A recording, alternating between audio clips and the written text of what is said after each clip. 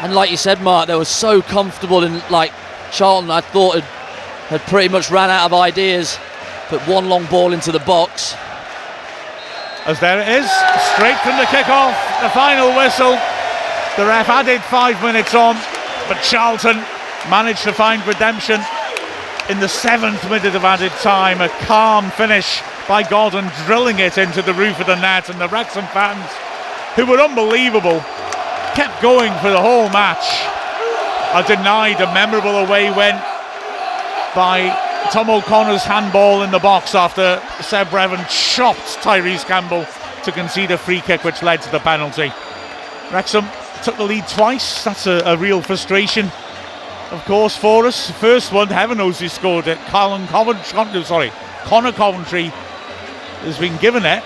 A free kick, a wicked free kick from O'Connor. Seems to take a nick off the defender, hit the keeper and went in.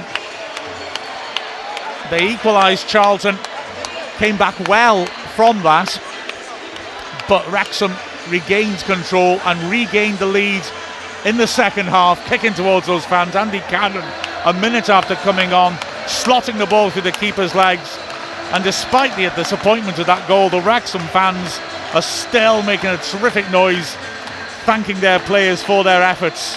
That was it is 2 drop points because we looked to have it under control at the end, but again, a better away performance that we were seeing at the start of the season. Yeah, a really frustrating one. I think it's one of those where obviously Charlton come away from it feeling like they've got all three, and Wrexham come away feeling like they've got nothing. And it's because it's exactly like you say, Mark. I think, you look at those last 20 minutes of the game, last 10, last 5, Charlton didn't cause us any issues, and I think it's, just off that set piece, you can look at Revan and maybe ask the question, does he have to make that foul? We've got men back. It's one of those, you sort of take one for the team. You think late on, you sort of back yourself in those situations from that far out, from a set piece, and obviously it's just unlucky. I think it was Max's hand in the end. It might have hit, or Tom O'Connor's, one of the ones with blue boots, I'm sure, but a really frustrating one. But they can be very happy with that performance away from home. You look at that last 3 games now, 5 points.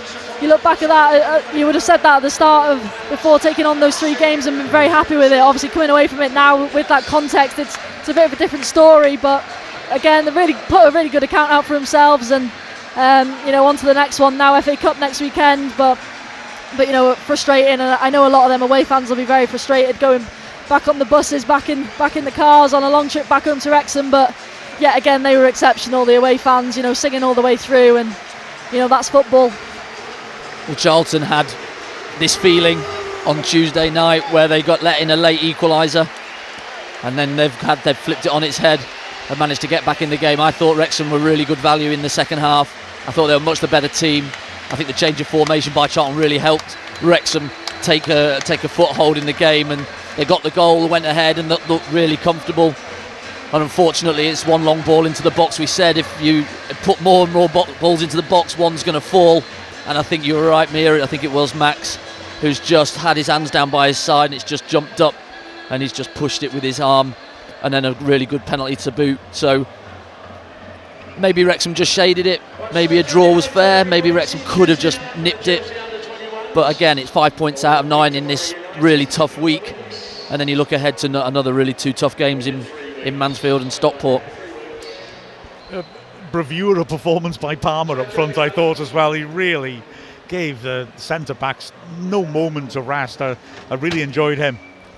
Yeah, absolutely. You could argue maybe on that final set piece, was it him we missed to not win that initial header from a defensive point of view. But yeah, I thought he was really impressive today again, and him and Mullin looking week in week stronger again, and back to their sort of old selves that we associate them so much with. And he'll be delighted with that performance, and obviously from an individual point of view, but yeah, I think the team obviously is a really difficult one to take. It is in any game when you concede that late on and lose out on a possible 3 points, but a lot of positives to take from it. I thought Andy Cannon's obviously come on and done really well, but yeah, just overall just really frustrating.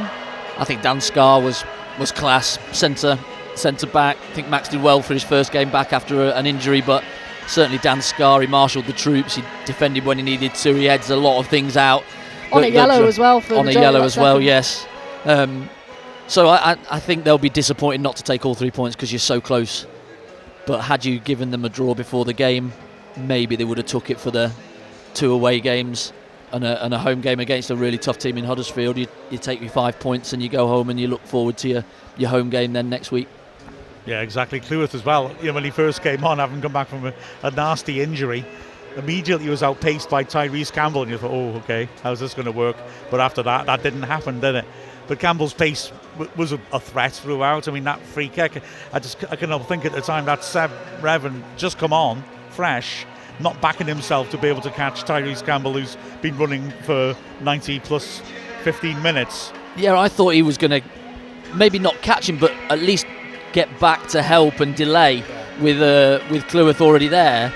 But he chose to bring him down. Normally you would expect to then clear the ball from the resulting free kick, but unfortunately they get first contact on it and then it's anybody's ball and it jumps up and hits Max on the arm. So yeah, really bright. I like Cannon coming on. I thought he injected a thing. It's very similar. It's like the midfielder that is starting grafts and grafts and grafts for this team, and then when you come on as a sub for the last 20, it like really raises the bar and you think, oh, they've come on and done well. But Rathbone really did work hard, a lot better second half, on the ball a lot more in the right areas. Lee in the right areas of the pitch, had a couple of shots as well. So I think we're all good, aren't we? Do you know what I mean? It's a good 5 points in a really tough week against 2 of the teams that have come down out of the Championship, and you take it and you go back and you look forward to hopefully getting the new boys fitter and getting them back in some sort of shape so that they can make effect in this first team moving forward. Yeah, it's frustrating to concede so late, obviously, but it's an indication of the way the team's going that we got into that position in the first place, and we did have chances maybe to kill it off with a third on the break. So we've got to take that point, get on with our lives. Yeah, definitely, and it is a real difficult place to come. I think we've seen that in recent. Just look at Charlton's form at home. It sort of speaks for itself. I think that obviously that Birmingham result stands out in particular. But there are a lot of teams who come here and really struggled to get points. So maybe it's one you look back on and you're just going to have to take that point. You can't change it now, obviously. But yeah, obviously the manner in which it finished is really frustrating and a difficult one to sort of take. But now it's about bouncing back, making sure we keep those performances away from home and the results will follow. I think Phil Parkinson will be disappointed that it's 2 really hopeful balls into our box, isn't it, that they've scored from. A really good header in for the first, and then obviously the penalty in the second. They've not carved us open at really any point. They've not played through us. They've not dominated the ball like other teams have dominated us when we've come away from home. So I think there's a lot of things in that performance that he'll be really pleased with. But first contact on balls into box is key, and we lost 2 and ended up getting punished by them. A lot of people on Arse Wrexham were suggesting that Scar was pushed for that first goal, but looking at it, he didn't complain at all, put it that way. He was turning to look at a Concours I don't think could come. But yeah, well, yeah, disappointing the manner of the goals that we've conceded. But having said that, yeah, it's when you consider the start of the season when maybe we were looking to consolidate, we're in a good place. Right. Well, I'm off to get my half and half scarf now. But it was a pleasure as always commentating with you guys, and thanks everyone at home sending in messages. Wrexham go again a week on Sunday against Harrogate. But remember the women's game, big game tomorrow against Cardiff Met. Wrexham really need 3 points from that, and that's a winnable game. Need to make the most of it. So with the final score of Charlton Athletic 2, Wrexham 2, we've been Mark Griffiths, Mia Roberts and Andy Morrell from Wrexham AFC.